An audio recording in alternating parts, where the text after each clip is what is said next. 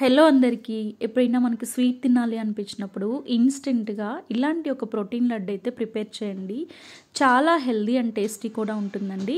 చాలా క్విక్గా అయిపోతుంది ఈ రెసిపీ.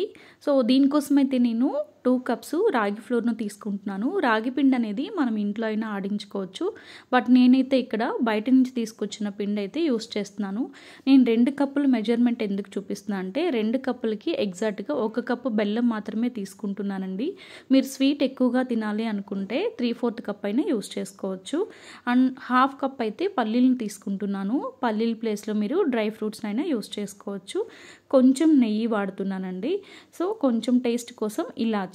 ఇప్పుడైతే స్టవ్ ఆన్ చేసుకొని ఫస్ట్ నేను తీసుకున్న పల్లీలన్నింటినీ మీడియం ఫ్లేమ్లో పెట్టేసి ఆ పొట్టు సపరేట్ అయ్యేంత వరకు రోస్ట్ చేసుకోవాలండి. పల్లీలు రోస్ట్ చేసుకొని మిక్స్ చేస్తేనే మనకి లడ్డు తిన్నప్పుడు మంచి టేస్ట్ అనిపిస్తుంది. చూసారు కదా, ఇక్కడ నేను చూపిస్తున్నట్లు పల్లీలు అయితే పొట్టు ఇలా సపరేట్ అయ్యేంత వరకు ఉండాలి. ఇప్పుడు వీటిని ఒక ప్లేట్లోకి ట్రాన్స్ఫర్ చేసేసుకొని చల్లారేంత వరకు వెయిట్ చేయాలి. ఇప్పుడైతే అదే పాన్లో నేను తీసుకున్న నెయ్యిని అయితే యాడ్ చేసుకుంటున్నాను. నెయ్యి ఎక్కువ వేసినా టేస్టీగా ఉంటుందండి. నేనైతే 2 టేబుల్ స్పూన్ మాత్రమే యాడ్ చేస్తున్నాను.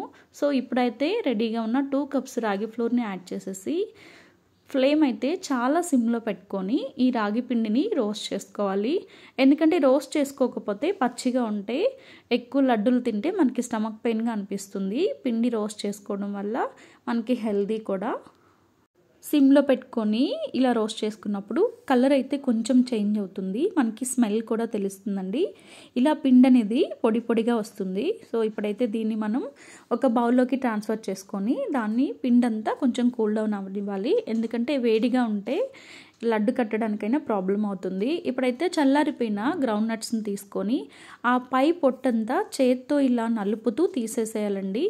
ఎందుకంటే లడ్డు ఇలా పొట్టుంటే ఆడుగా కనిపిస్తుంది. అండ్ ఇలా పొట్టు లేకుండా ఈ పొట్టంతా చెరిగేసుకొని నీట్గా క్లీన్ చేసుకొని ఒక మిక్సీలోకి అయితే నేను ట్రాన్స్ఫర్ చేసుకుంటున్నాను.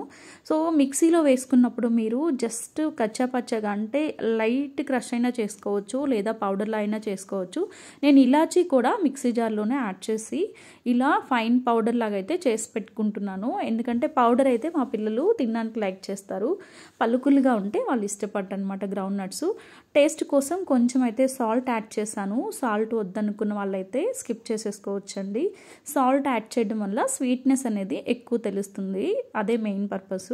సో ఇప్పుడైతే నేను ఈ వేరుశెనగపప్పు పొడిని అండ్ రాగి పిండిని రెండింటిని ఇలా ప్రాపర్గా మిక్స్ చేసుకొని ఇప్పుడైతే స్టవ్ ఆన్ చేసి పాన్ పెట్టి మనం తీసుకున్న కప్పు బెల్లంలో ఒక అరకప్పు మాత్రమే నీళ్ళు యాడ్ చేసుకోవాలండి. నేను 1/2 కప్పు వాటర్ని ఇందులో యాడ్ చేసేసుకొని ఫ్లేమ్ అయితే మీడియంలో పెట్టి బెల్లం అంతా కరిగేంత వరకు తిప్పుతూ ఉన్నాను. బెల్లం కరిగిన తర్వాత మీకు ఇందులో పాకం అయితే ఎక్కువగా రాక్కర్లేదండి, మీడియంగా జస్ట్ అలా స్టిక్కీగా వస్తే సరిపోతుంది. బట్ ఇలా బెల్లం పాకం చేసేటప్పుడు మీరు స్టవ్ దగ్గరే ఉండాలి. చూసారా, ఇలా బుడగలుగా వచ్చింది అంటే మనకి బెల్లం అంతా కరిగి ఉడుకుతున్నట్లు. కానీ ఒక్క నిమిషంలో మనకి పాకం అనేది కొంచెం గట్టిగా అయితే లడ్డూలు చాలా గట్టిగా వస్తాయి. ఈ కన్సిస్టెన్సీ ఉన్నప్పుడు ఇమీడియట్గా స్టవ్ ఆఫ్ చేసుకొని ఆ బెల్లం వాటర్ పాకం నీళ్ళంతా ఈ పిండిలో యాడ్ చేసేసుకోవాలి. ఈ టైంలో ప్రాపర్గా మిక్స్ చేసేసుకోవాలండి. మీకు ఒకవేళ ఆ వాటర్ కన్సిస్టెన్సీ తక్కువ ఉంటే, పిండి గట్టిగా అవుతుంది అనిపిస్తే మాత్రం కొంచెం పాలు వేడి చేసైనా కలిపేసుకోవచ్చు. ఇలా కొంచెం లిక్విడ్గా అనిపిస్తే కొంచెం టైం వెయిట్ చేస్తే అది ఆటోమేటిక్గా గట్టి పడుతుంది అనమాట. చూసారా, కరెక్ట్గా పర్ఫెక్ట్ కన్సిస్టెన్సీ ఇది. ఇట్లా హ్యాండ్తో టచ్ చేస్తే మన చేతికి అయితే ఏమీ అవ్వదు. లాస్ట్లో నేనైతే కొంచెం బాదం పలుకులు యాడ్ చేసేసాను. అంతేనండి. ఇంకేమైనా డ్రై ఫ్రూట్స్ యాడ్ చేయాలనుకుంటే కూడా యాడ్ చేసేసుకోవచ్చు. సో దీని అంతటిని ఒకసారి ప్రాపర్గా మిక్స్ చేసుకొని మనం చిన్న చిన్న లడ్డూల్లాగా చేసి స్టోర్ చేసి పెట్టుకుంటే డైలీ ఒకటి తింటే చాలా హెల్దీ కూడా. పిల్లలు ఈ రెసిపీని అయితే చాలా లైక్ చేస్తారు. స్వీట్ తినాలనిపించినప్పుడు ఇన్స్టెంట్గా ఇలాంటి రెసిపీ అయితే ట్రై చేయండి. నా వీడియో మీకు నచ్చినట్లయితే లైక్ చేయండి, షేర్ చేయండి, కమెంట్ చేయండి. నా ఛానల్ ఫస్ట్ టైం చూస్తే సబ్స్క్రైబ్ చేయండి.